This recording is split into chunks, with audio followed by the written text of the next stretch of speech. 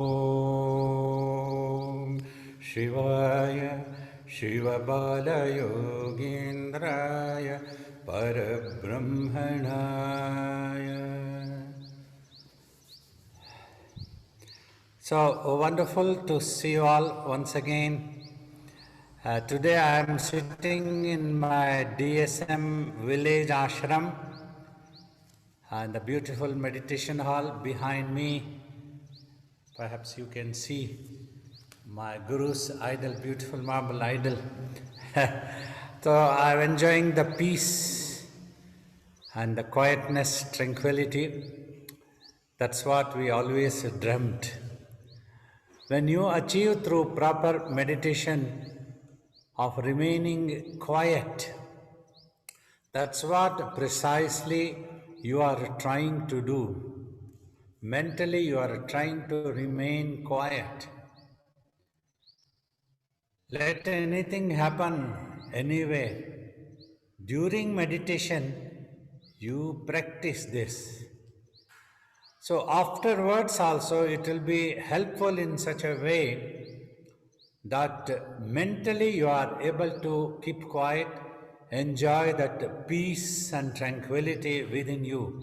That's what we call it as peace within.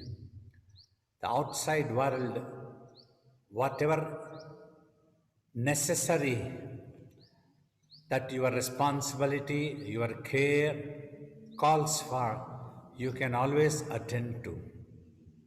Just like while enjoying my peace and tranquility and self awareness, I am ready to attend to your calls, whatever doubts you have, and try to inspire so that you also practice in the same way, achieving the same things that I have achieved.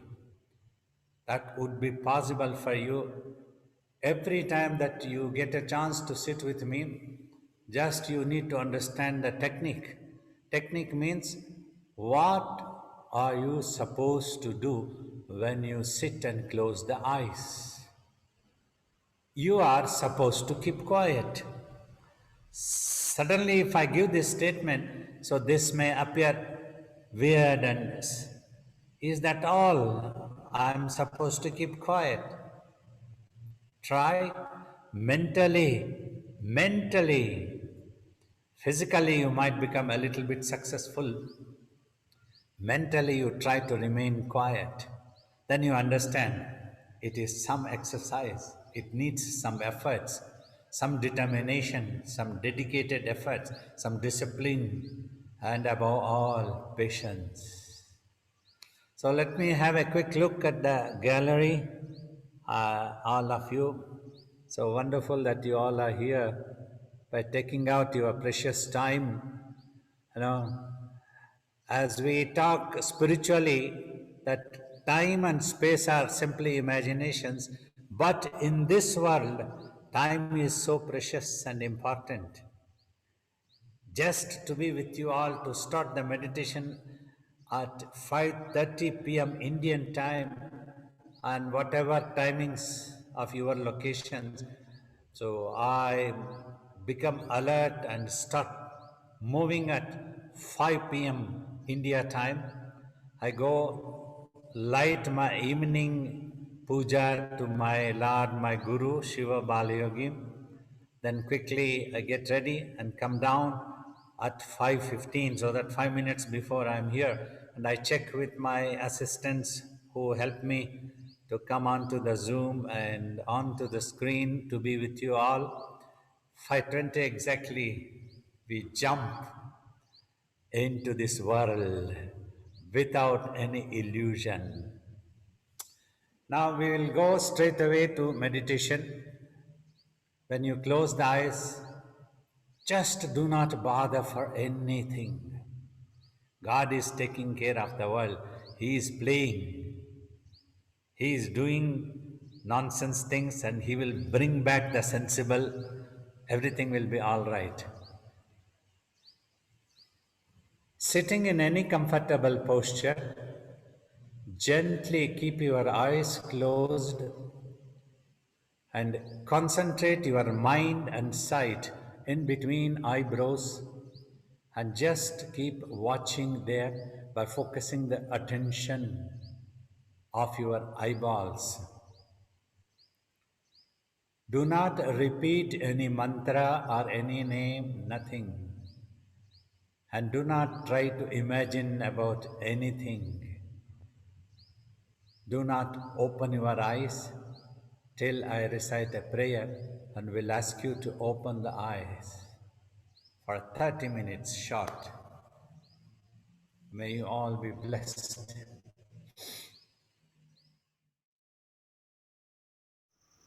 Wonderful. Precisely, you had been trying to keep quiet mentally, particularly. So that's what everything is important. First, the physical body in a gentle way remaining unmoved and stationary. For that, you need to be dedicated and disciplined and have faith in the Master's instructions. So, everywhere, had you not exercised faith, you wouldn't have learnt anything. Even in the school, also, when you went, when the teacher was teaching you about A, B, C, D, anything, you took it in good faith. Only then you could learn. And afterwards only you understood that is the right thing. The same way, you need to have faith when we instruct you. Gently sit down, close the eyes means it should be like a command for you. Close the eyes without wasting even a moment. And then gently watch in between eyebrows. Just watch. Don't do anything else. For that, you take the help of your eyeballs and try to fix them at one place. Through that, just keep watching. Eventually, you will realize that you are trying to watch yourself, because the mind is infinite. Because of the eyeballs, for a while there is an illusion as if you are trying to see a different screen in front of you. It is you yourself. That screen also is you, a consciousness of existence that I keep talking about. And when you keep quiet, slowly you will see that thoughts and visions all decrease. First thoughts, millions of thoughts come, visions might come, because we are agitated, we are worried, we try to keep the whole world on our head. Why this happening? Why not this happening? Who is God? Why is God doing all these things? We expect that God must be doing what we want Him to do. So that's human attitude that has become. It's God. If it is God, it's God. If He's doing, He's doing. Just like whatever you are thinking in your mind, can you be blamed? Should we blame you? Why are you doing all those things in your mind? You don't want to be blamed because you don't know why it is coming in the mind. You just say, in my mind things are coming. From where is it coming? Why is it coming? You would be wondering. Answer is simple. It is there because you have picked up the habit to imagine, to visualize, to think. Well, in this world, it is necessary that you imagine, you think and work. But during meditation, you practice so that when you don't want to think, you should be able to keep quiet. And when you want to think, you should be able to think. But you go on worrying, you go on thinking, whom to be blamed. In the same way, something is happening in this world. We have to try. If humans can become matured, learn to know their space, their time. We have picked up the habit and that's why we are worrying. So we need to become quiet. Okay, now I will start taking some questions from you all. Last time when you were talking, You told a story about Lord Rama and Hanumanji, and Rama was giving some teaching to Hanuman. And I had never heard that story before, and I was wondering if you could tell it again in a longer form and then tell that advice that Rama gave to Hanuman again. I did not understand it. Uh, was it the story of Lord Hanuman and Lord Rama's fight?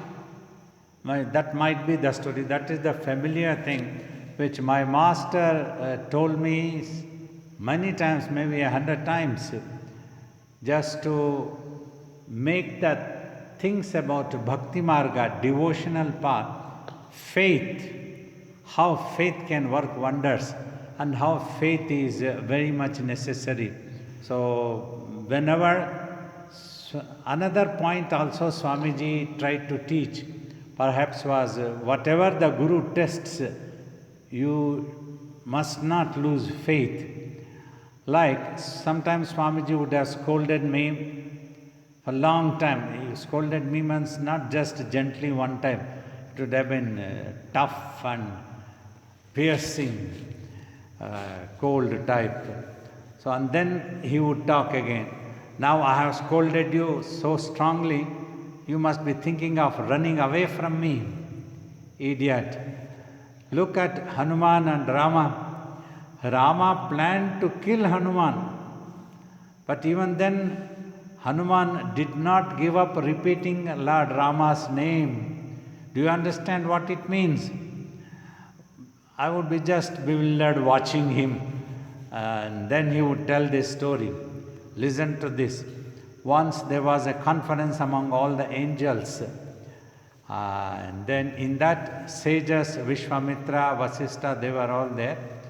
And that was the time when Lord Rama had come back to Ayodhya after killing demon king Ravana and rescuing his wife who was kidnapped by him. So he brought, and after the victorious thing, Rama was not interested in another's kingdom, another's space or another's land. So after killing Ravana, he made Ravana's younger brother as the king of that kingdom and then came back to his own kingdom, Ayodhya. He was ruling there. So he had a lot of other kings under him, under his empire, so who were very much devoted to him. So here in the discussions conference, the matter was who can be or which is more powerful, Rama's bows and arrows through which he killed Ravana, the demon king, or Rama's name itself, which can be more powerful. Then Vasistha tells that Rama's name is more powerful. Nobody can trouble a person who takes Rama's name, not even his bows and arrows. Vishwamitra gets annoyed, irritated. How can you tell this? I have seen Rama since childhood, his bows and arrows. Even today, if he takes them, nobody in the entire universe can face him. So let us see. But Vasistha insists, no, a person with total faith who can chant Rama's name, who has that faith in the name of Rama, definitely can face it and it will work wonders. Okay, then we will test this. Vishwamitra comes down to this earth and they select a particular king who was very devoted to Rama, always used to meditate a lot and chant Rama's name, Rama, Rama, Rama, Rama. So then he comes to his palace, Vishwamitra. So those were the days, all protocols were followed. If a sage comes to your home, even unannounced, you are supposed to make him sit, give him proper reception, wash his feet, and then inquire about his welfare, what you could do for him, all these things. But because the king was in meditation and chanting Rama's name, so he could not attend to Vishwamitra's receptive needs. So then Vishwamitra, using this as an excuse, gets annoyed. Then he tells straight away he comes to Sri Rama's court. Sri Rama is sitting on the throne. He tells Ki, oh Rama, there are people in your empire who are disrespectful to me. I'm going to shift my ashram, my monastery to some other empire. You are not proper. Then that is the point. Even Lord Rama, whom we consider as an incarnation of the divine, considered Guru as so precious and so venerable, so reverential. He comes and touches Vishwamitra's feet. Oh venerable sage, please do not leave our empire, don't shift your monastery. I will set right whatever wrong has happened. Tell me what happened, who was that who was disrespectful to you? Whoever it is, before sunset tomorrow, I will kill him, I will cut his head. I promise in the name of the bows and arrows that I killed Ravana also. And Vishwamitra is very satisfied now because Rama has taken a oath. He is not going to go back. That was guaranteed. Once Rama uttered means uttered, whoever it is. Now let us see who is that fellow who takes Rama's name. Then Rama asks, who is that? So Vishwamitra tells, such a king was disrespectful to me. He did not respect me. So then Vishwamitra goes satisfied, it will happen. Now sage Narada, who was also in the conference, he wanted to extend this drama of the divine play more. He comes to this king and tells, oh king, you repeat all the time Rama's name, what is the use? The same Rama is going to kill you tomorrow before sunset. And the king is bewildered, my God, what to do now? What shall I do? Come on, there is one idea I can give you. It is only Hanuman who can protect you. All the 24 hours he will be either on a treetop, on a mountain top, in a secluded spot, he will be repeating Rama's name. That's all his job. He doesn't have any other job at the moment. You just go to him, surrender. First, don't tell who is going to kill you. Tell that your head is going to be cut and you need protection, you surrender. Hanuman loves all Rama devotees and he will take a promise from him. So this king goes to Hanuman, reaches there, surrenders. Ki, oh Hanuman, please protect me. My head is going to be cut before sunset, I need. So Rama, the Hanuman was in such a samadhi state, bhava. Immediately he promises, come on, nobody can cut your head. I promise in the name of Lord Rama's name, which is so dearer to me, nobody can cut your head. I will protect, come and sit here with me. Then he tells Ki, who is going to kill you tomorrow? Let me know. Then the king says, Ki, it's your Lord Rama who is going to cut my head. Then Hanuman tells, Ki, my God, you didn't tell me? So now it is some divine play. Let us see what's going to happen. You come and sit down here. He builds a fort from his tail, through his tail only, and he makes the king to sit down there. Next day morning, Rama sends all his army first, all his brothers, Shatrughna, Bharata, Lakshmana, everyone. Everyone were driven away by Hanuman's power. He was a powerful warrior too. Nobody could harm him anything. Finally, Lord Rama himself comes. Swamiji, while talking, he used to use very funny language. Not exactly in a soft spoken way. He used to use his own thing. Like things like murder, this, that. He never thought of what the actual meaning. That was the beautiful part that we enjoyed. Next day Rama came. Hey king, hand over that king to me, Hanuman. I am supposed to murder him now. I am going to murder him. Then Hanuman tells, okay, my lord, once you give up your physical body, your bows and arrows are of no use to anybody. Nobody else can use that one. But even in the coming ages, like Kali Yuga and all places, your name will always protect the devotional, pious and righteous people. So I cannot allow Rama's name to go false or waste. I won't give up. Now you do whatever you want to do. Then politely Hanuman, with all humiliation, closes his eyes, folding his hands, go on chanting Rama's name. Then Rama is irritated, annoyed. Now I will murder you first, Hanuman first, and then I will murder that king also. Come on. Then Rama takes bows and arrows, starts shooting the arrows. As Hanuman went on chanting Rama's name, the story says that all the arrows became flower garlands and fell on Hanuman's neck. And then finally all the angels, sages, they all came. They wanted to see the essence of bhakti and the power of bhakti. They all prayed to Lord Rama and Hanuman both. We just wanted to test, forgive us, and you just protect the world. We pray to you. Then Rama also cools down and he blesses Hanuman. Hanuman also surrendered.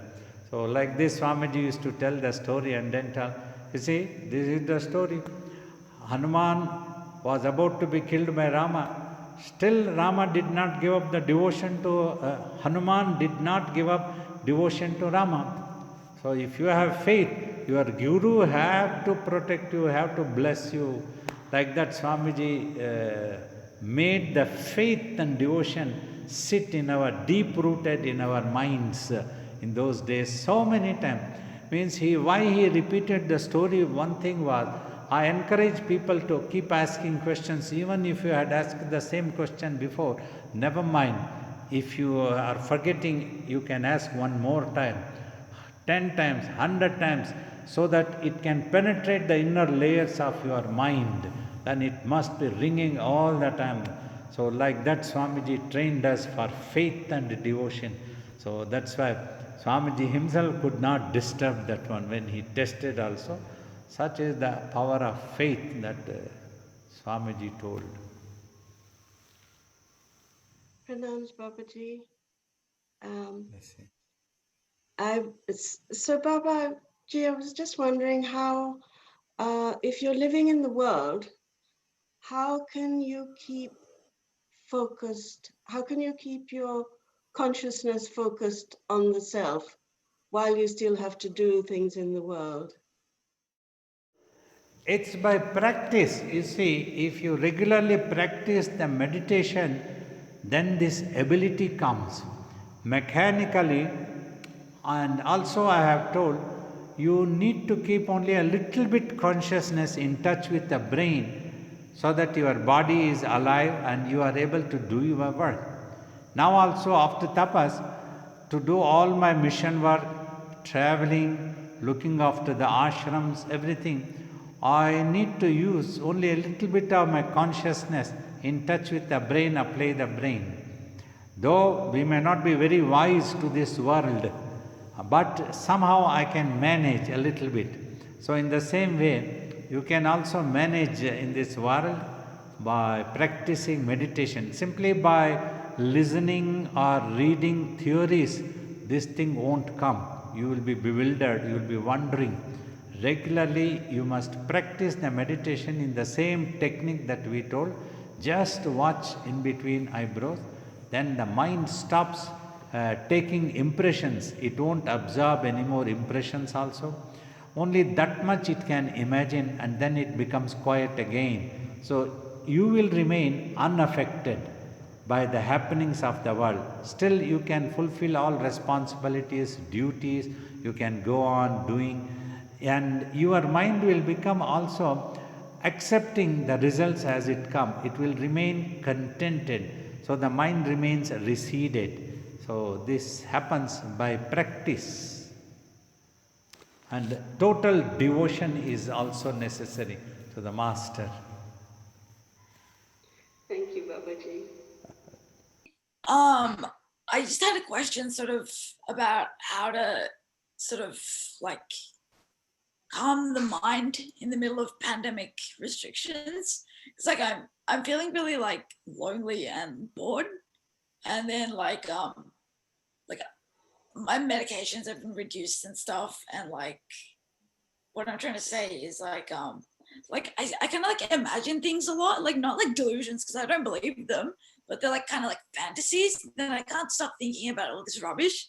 I don't want to, but like I can't stop. So like when you're not meditating, how are you supposed to mind? Listen to this one word, lockdown.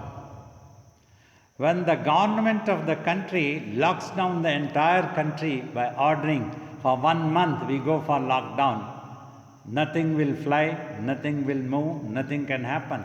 So everybody has to listen. So you become the administrator, you become the prime minister, you become the government to your mind and order its lockdown. You keep quiet, you are not going to think, you are not going to worry, you are not going to go into fantasies. Enough is enough, Shaolin, let's go back home, type of things means. So you have to determinedly think positively and then you can do it. That's what it is. So if you practice meditation, that ability comes. You can keep quiet also. Because another thing you have to understand, simply by worrying and going into fantasies, you are not going to help either yourself or anybody else. You'll be simply wasting the time. So that's what is important. When the government announces a lockdown, first you follow all the rules. Thus you will be helping the government, and you will also be helping not so that this pandemic doesn't spread and others are not harmed. So when you lock down yourself, so when you lock down your mind also, you will be helping yourself and you can try to help others when you are not confused, when you are not into fantasies, when you are into the reality. Good? Good girl. Practice meditation. Thanks. I'd like to ask, what is Shakti energy? Lots of people talk about it. I don't know what it means.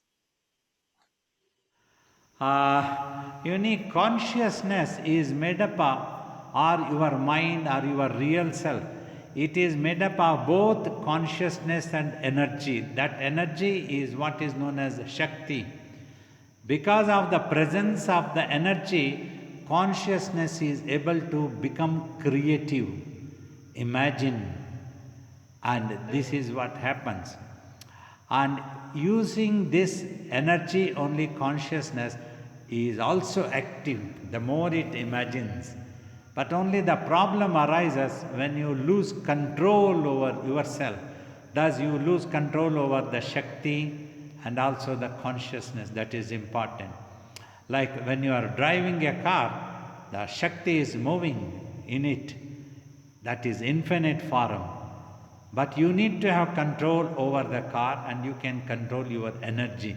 You can control your energy if you have control over your mind. So the seeker is always taught to bother to control the mind by practicing meditation. Thus you will be able to restrain your consciousness and also your energies. You can conserve your energies instead of allowing it to get consumed and drained out. So that is important. Use it wherever you need to go. Like when the rocket needs to leave the Earth's atmosphere and go, it has to use the thrust power on a particular angle to go out of Earth's atmosphere. In the same way, if you need to go back to yourself and settle there peacefully, all that you have to need is you have to keep yourself restrained, your consciousness and your energies. Patience will help you, meditation will help you. So that is what the Shakti. So many myths are also built up and people have been given lot of theories unnecessarily. People bother about Shakti, Shakti, Shakti, and they don't bother about peace, wisdom, happiness, tranquility. All these are also very important. So they go together. Consciousness and energy go together. Thank you very much. If one's trying to go into relaxation or one is trying to meditate and fear keeps arising, if one's trying to watch the fear, well, trying to watch the spot between the eyes, can one also, will it also help to sort of practice an inner surrender as well to the, so that you can, if you surrender to the Lord, so that the fear, you're not trying to face the fear on your own. Do you know what I mean? Yeah. A fear comes, if we entertain the fear, then it makes us to dance to its tunes. So it makes us to worry, fearful, what will happen if this happens, if it doesn't happen. Then thinking this, let anything happen. We will see and surrender to the divine. Let it happen as per your wishes, but please always inspire my wisdom, that I don't lose that wisdom, and let me remain surrendered to you, my Lord, even if my head is going to be cut. That's it. The fear loses its power.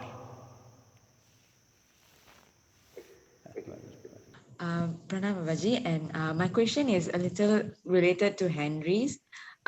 Usually, any action that we do, it's either due to fear or you have passion for what you do, and it, in a way, we human have been trained to be a survivor in our at work, at when during studies and those kind of things. In every platforms that we have operated, fear over, in a way, wins over love easily. It has become a habit of having fear in what you do.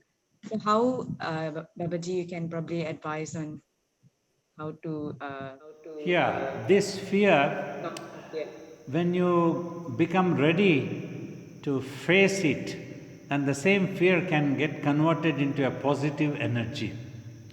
Like, as a child, a fear of death occurred to me when I listened to Bhaja Govindam song, Samprapte Sannihite Kale Nahi Nahi Rakshati Dukrin Karane. When I understood this meaning, when death happens to the body, nothing can come to your rescue. Then that fear got converted into a positive energy. I wanted to know the secret of death and overcome the effect of death. If at all I am that soul, then I became serious about spirituality. So like that also, if you convert every point of fear into a positive energy and start working towards overcoming that fear, then that becomes very positive for you. In the same way, everywhere, as you were telling, if you are working in a company, if you have a fear that if you don't work, they will remove you, you will lose your job, then you will seriously work. If you think that nobody can remove you, nothing will happen, the government has made a rule that you cannot be removed, then you become lazy, you don't want to work sincerely. That's what happens sometimes. So here, if you have that fear, so that will give you that energy to push yourself into achieving that. So that is what is needed. That is always good also. So this positive energy, sometimes the word gets converted. Like, you need to have a fear to your master. That doesn't mean that you consider your master to be a ruthless person or a person with no compassion, not like that.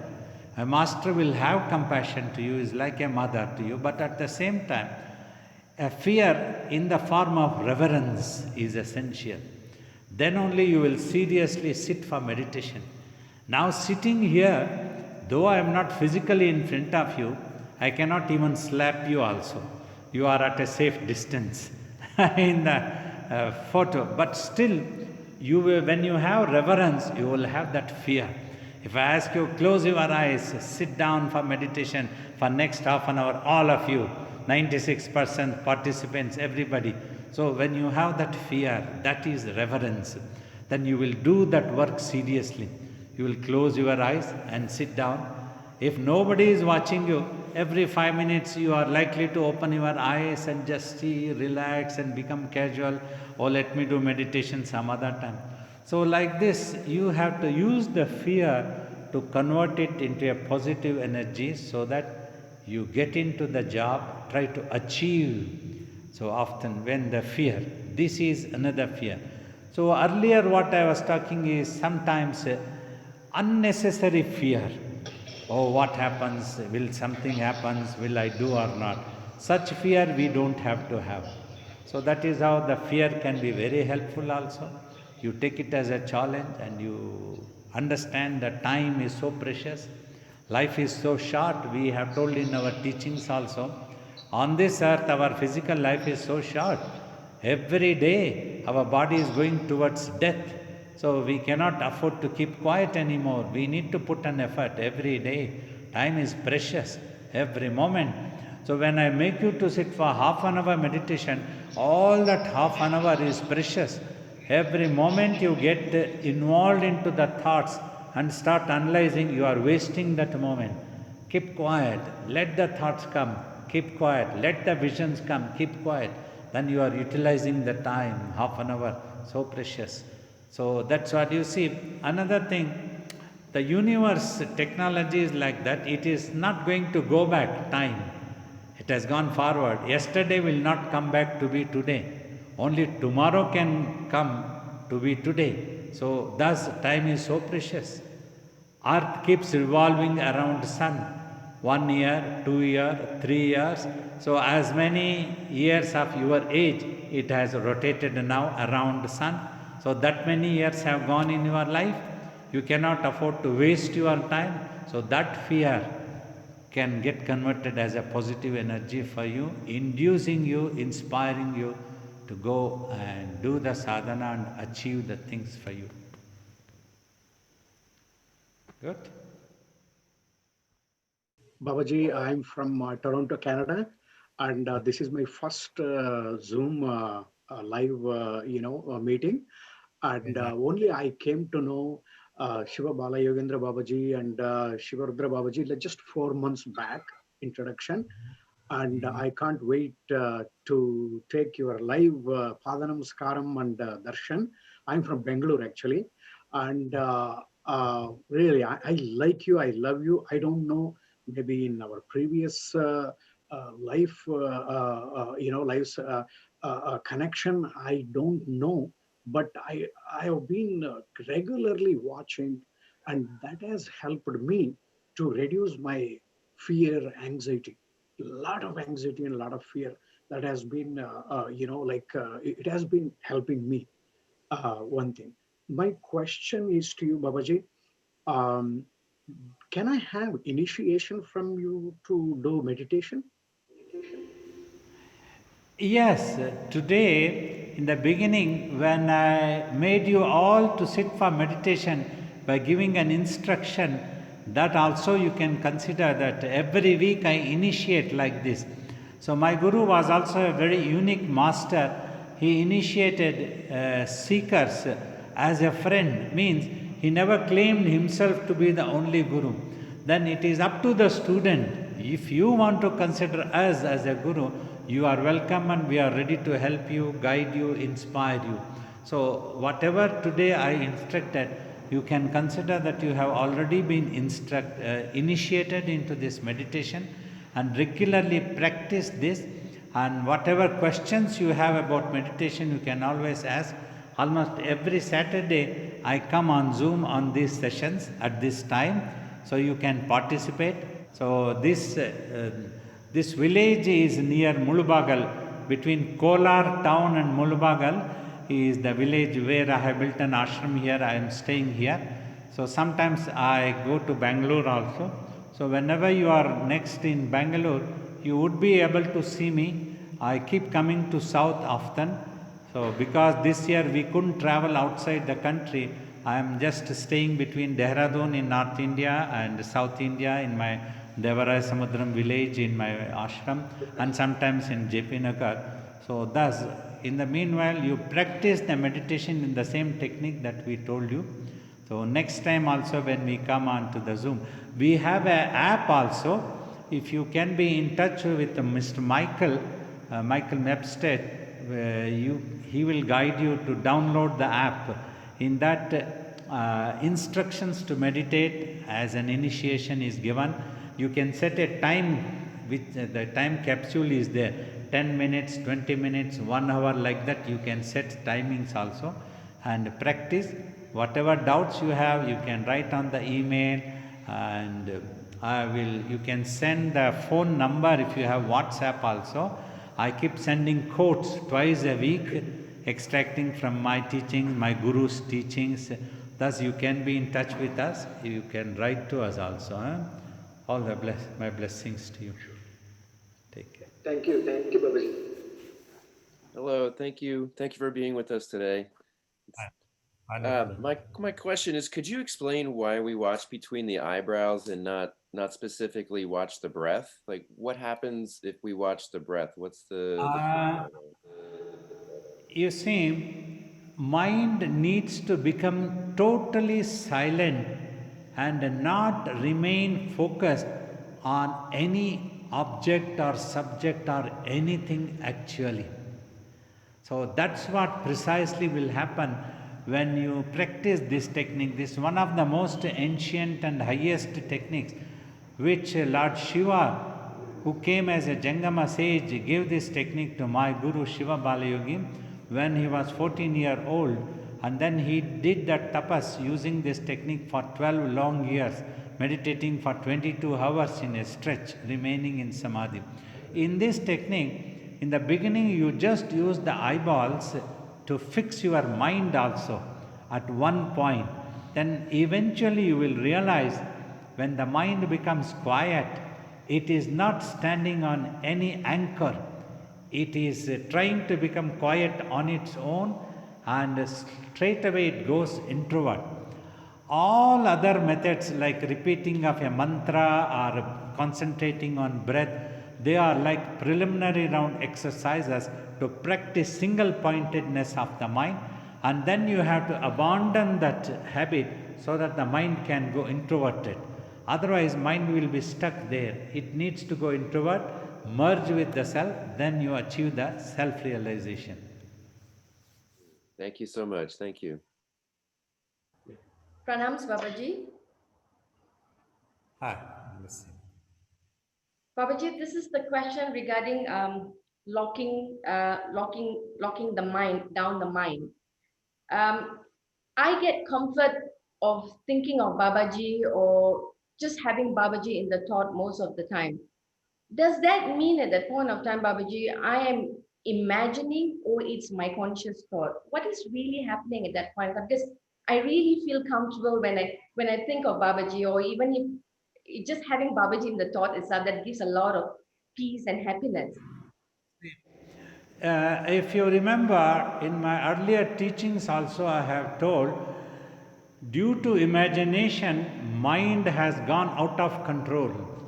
In Bhakti Marga, you use the same imagination and try to bring it back to single pointedness.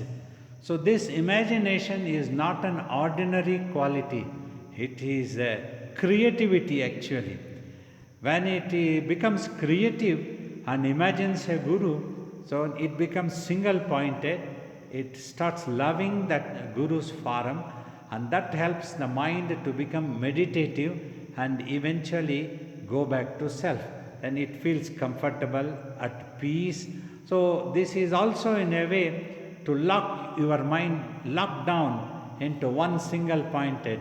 You lock down your mind to the lotus feet of your guru. Pranam Babaji. Bless you. When I do meditation, I don't really like to be under this artificial light. Since in Malaysia it's already night time, so normally I would do what would I do is I switch off the light, so it's dark. I like to be to meditate in dark situation. But Okay. your instruction says that we have to, yeah. I understand. Right. Now you see, sometimes some people may not be sincerely sitting for meditation. So as a master, I would like to look. But however, if you are used to switching off the light, and if you think that you will sincerely do better meditation by switching off the light, you can switch off the light. No problem, I will permit you. Thank you so much. Welcome. Welcome. So that's so wonderful, and I appreciate all your participation, taking out your precious time and giving me an opportunity to teach you the meditation techniques and answer your queries based on my experience and whatever my Guru taught me. And I would pray to my Guru's lotus feet, Shiva Balayogi, so that you all may be blessed with maturity, determination, discipline and patience to take out time and practice with the right technique that He gave us. And may He bless you all to achieve success in silencing the mind and experiencing the truth. To all of you, my love and blessings.